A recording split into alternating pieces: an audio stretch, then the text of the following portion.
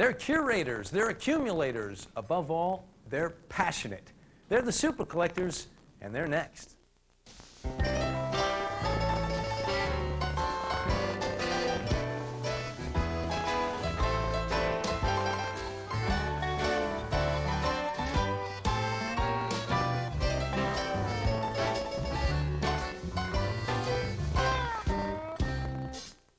Hello everybody, I'm John Burke. Welcome to a brand new show here on FX called the Super Collectors. Now normally you find me here in the apartment during Personal FX. As a matter of fact, this is the staff of Personal FX, and they are constantly, diligently opening up all the letters that you send to us. And it wasn't too long ago that we got a really interesting letter in from Chris Murphy of Saluda, North Carolina. Now Chris wrote in and said, "Dear FX executives, I'm writing to you in regards to your collectible show, Personal FX. Now, my husband and I never miss an episode, but we think it would be great to have John Burke do a half-hour show on the Super Collectors."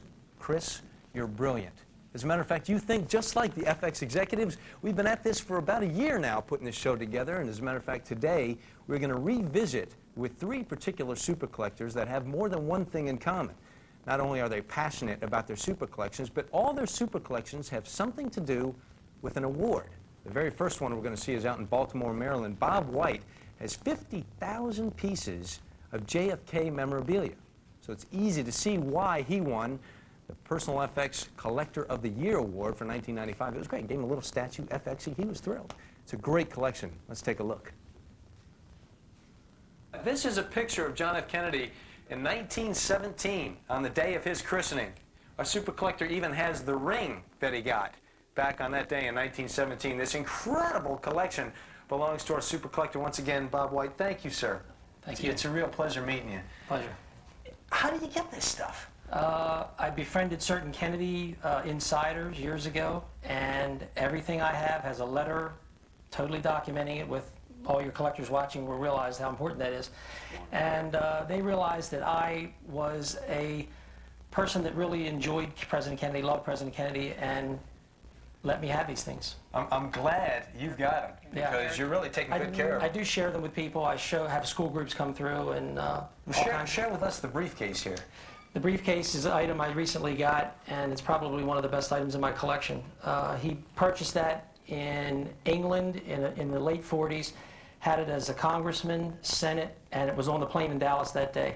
So these pictures that we're seeing here, this is the briefcase in action? Yes, this is the briefcase here with his father in the late 40s.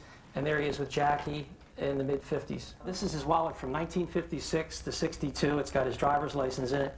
The money clip is a very important, integral part. The Kennedys had a thing where they gave St. Christopher medals, which is a Catholic medal for travel, every year until he died. And this goes in the wallet here. So he would have the money clip there in the wallet? Yes, and then the wallet, when he changed wallets in 62 as president, the money clip went in here, and this is the wallet that he had when he was killed in Dallas. This is, by President Kennedy's own admission, his favorite photograph. The watch he's wearing is the watch I have here. It's a gold Omega, made about 1960, and presented to him by Grant Stockdale, who was later the ambassador to Ireland. And it says, "President of the United States, John F. Kennedy," from his friend Grant. Given to him at Hyannis on election night. This is extremely unique. This is the calendar that Kennedy made in 1962 in honor of the Cuban Missile Crisis. He only made 30 of them by Tiffany, and the days that are emblazoned on there in deep black are the 13 days of the missile crisis. Kennedy would give one to the key people, put his initials in one side, the recipients in another, but this is John F. Kennedy's. As you can see, his initials in the top. I got to ask you about these notes that we're looking at here. Tell me specifically about this one. I'm dying to know. Kennedy was a classic doodler, so all these are doodles, and of course, poignantly, Cuba. This whole display is related to the Cuban Missile Crisis. He's got bad, bad, bad, bad, Cuba, good. Yeah. Who can discern doodles? I mean, it's just thoughts. The final item here is that you have a piece that is actually his final piece. This was en route to Dallas. He was working with a trademark speech, which he was going to give at the Dallas trademark when he got out of the motorcade. It says, "Equal choice, not any reflection back, government reform, we are going forward." He wanted to basically end the speech with this thought. Kennedy would invariably do that, doodle and draw and write out things on paper, stick it in his pockets. And when you see him give speeches, he will be arranging the podium as people are applauding. He's arranging little notes and papers that he wants to include in speeches. It was a quirk of his. That is amazing. That right there qualifies Bob White as a nominee for Collector of the Year for Personal Effects in 1995. But guess what? That's right. There's more. Let's take a second look. These are the flags that were on the Lincoln Continental in Dallas that day in Texas, November 22nd. These were on the car. Yes. As he went through both these. There's both these a right photograph here showing it on the car. And they were also used throughout his presidency on the car. They just weren't used in Dallas. Let's go on down to this incredible piece that you have here. Tell me This about is an extremely incredible relic. As you can see, the car has two-tone seats, being dark blue and silver gray. These are dark blue and silver gray swatches from the back seat, and you can see the president's blood still visible on them. So you actually have pieces of the back seat right Yes, here. the rear back seat. Lyndon Johnson ordered the car totally dismantled and redone after the FBI was finished with it. This uniform was Officer Nick McDonald's uniform. I just purchased it from him about a month ago. He's about 71 now. Had it all those years. This is the uniform that he was wearing, minus his badge, but the badge is on the hat. But this was the badge that he was wearing when he arrested Oswald in the movie theater, the Texas Theater. And this is him here? Yes. Yeah, in the uniform. So this is your newest piece also that Yeah, this is the newest piece that I purchased. Okay, now, continuing on, you also have some things, I believe, from Ruby, yes? Yes. Jack Ruby? Tell me about this here. That is the shell casing, and again, I have a letter from the Dallas District Attorney, Henry Wade. That is the shell casing that was used in the shell, in the gun, that Ruby killed Oswald. That's it, right Yes. there. That is so much history that we're looking at right there. Plus, these are notes from the trial and from jail, and he used to do abstract doodling also. That's him. Yes, and he signed it. Tell me about this piece here. This is Jack Ruby's hat. Is this the one that he's wearing in the photo? Yes, that's the one he had that day. All right. And tell me, this is what was in his pockets? These three were in his pockets. They still have the exhibit tags on them. And Exhibit tags from the Warren Commission. And these have, in Ruby's handwriting, all addresses and phone numbers of strippers, contacts, anybody that he knew. And these all were checked out by the FBI, and I have about 250 pages of notes pertaining just to these books that the FBI checked out everybody's name, called every number, checked every name. I have seen a lot of extensive collections. Don't think I've ever seen anything like this.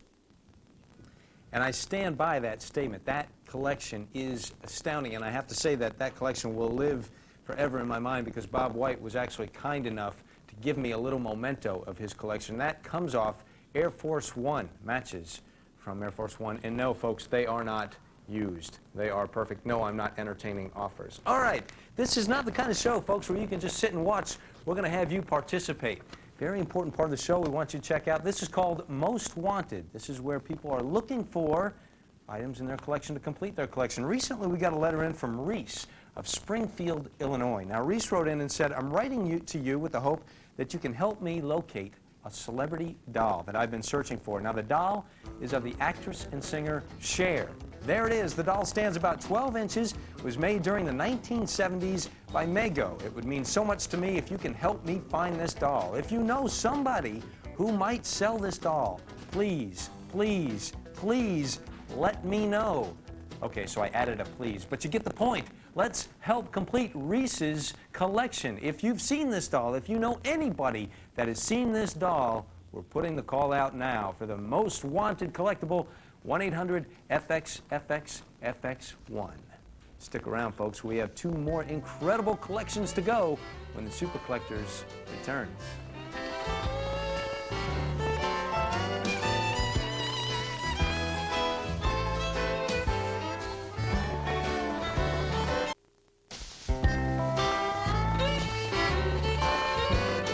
Hello, everybody. Welcome back to the Super Collectors. Just hanging out with some of the fine folks that work on Personal FX. Incidentally, we invite you to watch Personal FX every day at 12 o'clock on the East Coast, 9 o'clock on the West Coast.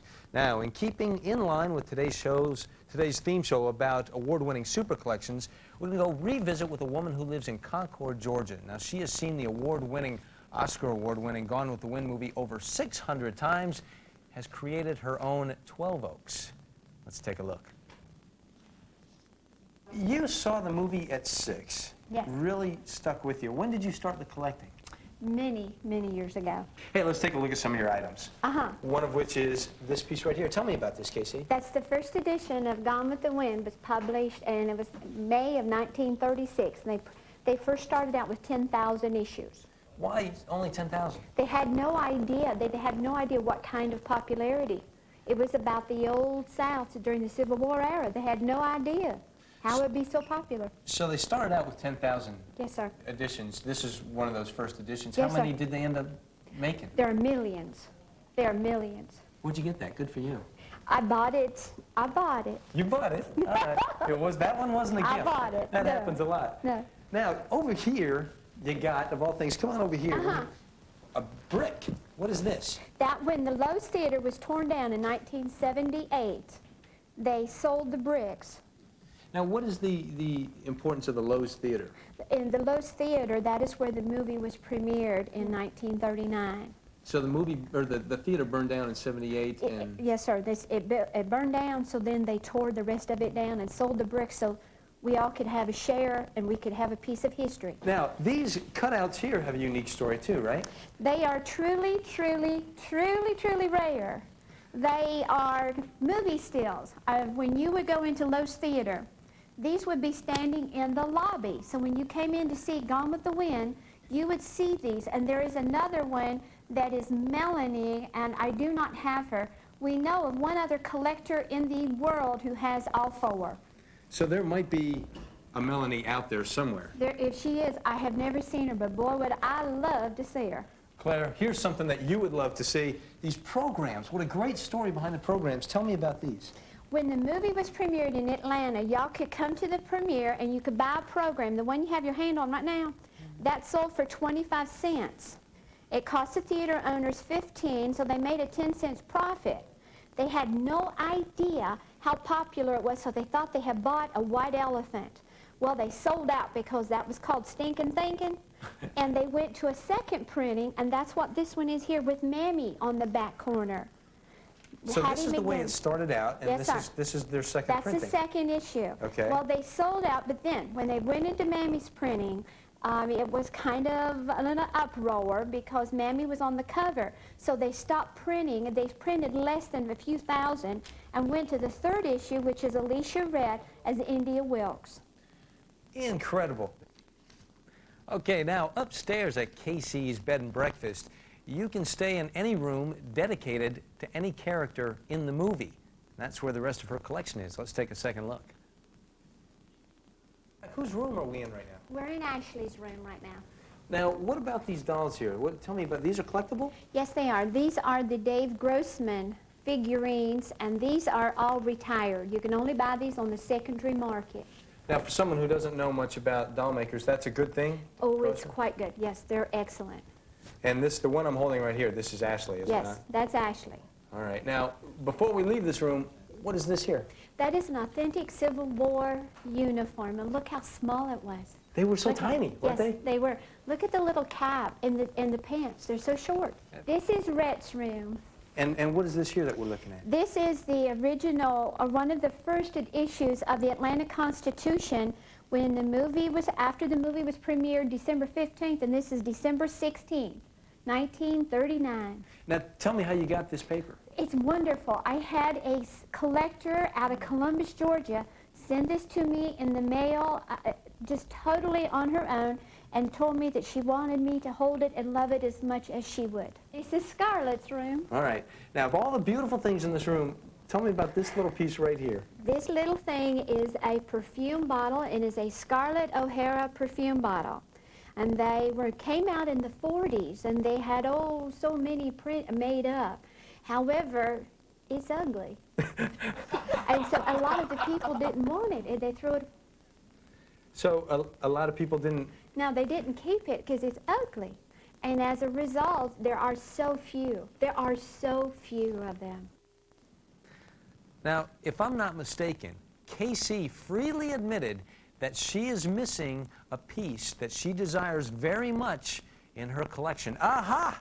Another most wanted. Let's take another look at that clip. I'm almost sure of it. These cutouts here have a unique story too, right? They are truly, truly, truly, truly rare. They are movie stills of when you would go into Lowe's Theater. These would be standing in the lobby. So when you came in to see Gone with the Wind, you would see these. And there is another one that is Melanie, and I do not have her. We know of one other collector in the world who has all four. So there might be a Melanie out there somewhere. There, if she is, I have never seen her, but boy, would I love to see her. She would love to see her, America. Okay, here we go. All points bulletin going out for a most wanted Melanie. There it is. If you have seen Melanie, she most likely is from 1939, 4 feet high, probably still 4 feet high. She's wearing a blue dress and a small trimmed hat.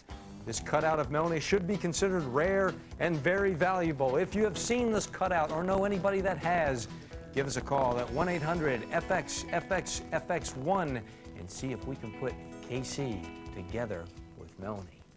Stay with us. We've got another collection to go when the Super Collectors returns.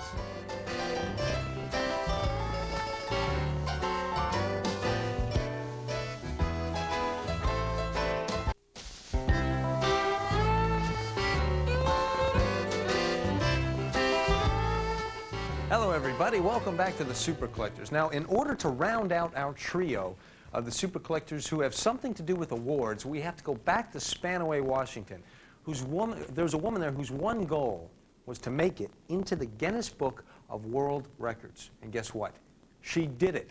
She's got over 9,000 refrigerator magnets. Let's revisit with the Magnet Lady.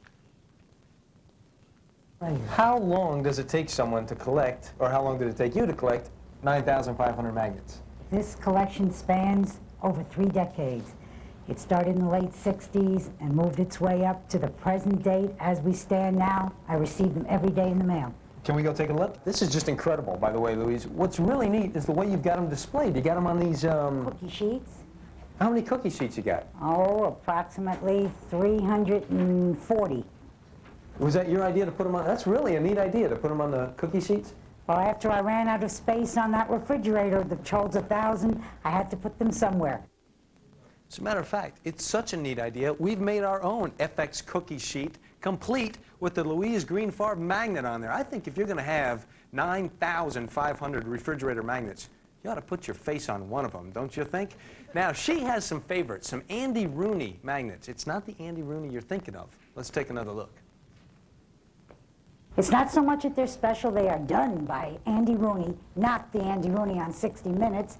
And his work is so good because he's a sign maker originally, but he depicts all the old familiar products that I'm used to as a child. I grew up with all of these, and his work is so good, it'll never fade away.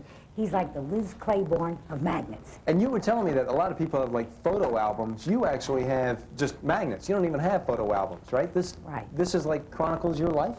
It sure does. Everywhere we've been over 30 years span, traveling in the Army, we've picked some up in all the foreign countries. Hey, who's this guy here?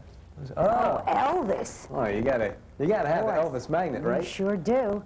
Hey, Louise, let's take a look at some of your favorites. These are your favorites, right? Well, yes. This Evening Magazine, for example, they came to my home in June. They didn't have a magnet, and they went back to their studio and specially made that. That's one of a kind. You had mentioned earlier that you were in the Guinness Book of World Records? Well, going to appear in 1995, I kept at them and said, why not magnets? You have matchboxes and bottle caps, why not magnets? And I always wanted to see that category open. You are a beautiful woman with a beautiful collection, and truly, you have a magnetic personality. Thank you so much for all. What? Now, some people say that collecting is a disease. If that's the case, then we have good word that Louise's collection is spreading because it has gone all over her car. It's everywhere. And guess what? We have Louise Greenfarb, the Magnet Lady, on the phone right now. Louise, how are you? I'm fine, thank you, John. And yourself? Very nice, thank you. Now, how many magnets do you have at this point? Well, as of this time, 16,200 plus, because every day more and more come. Well, at the end of that episode of Personal FX, there was a fellow that called in and said that he had 500 magnets that he wanted to donate to your collection. Did you get them? I sure did, right away. Thank you again, Wayne Cook. He's still my mag pal to this day. Louise, happy collecting to you. Thanks so much for being on the phone. Thanks so much for having me. Folks, it's now time for our third and final Most Wanted of the Day. Now, recently we got a letter in from Perryville Road in Danville, Kentucky. This is Sandra Carey wrote in. And Sandra wrote in, she said, I'm in search of a toy that I played with in kindergarten in 1954. It's called Bill Ding. It's 1001 balancing stunts. Since reaching adulthood, I've been looking for these for several years. I remember each game piece is made of wood and resembles a clown. I believe the game was made by Sifo. I hope you can locate Bill Ding figures for me. Folks, we need your help. Most Wanted number 3, give us a call at 1-800-FX-FX-FX1 and help us find this building. Stick around. We're going to teach you some tips on how to become a super collector when the Super Collectors returns.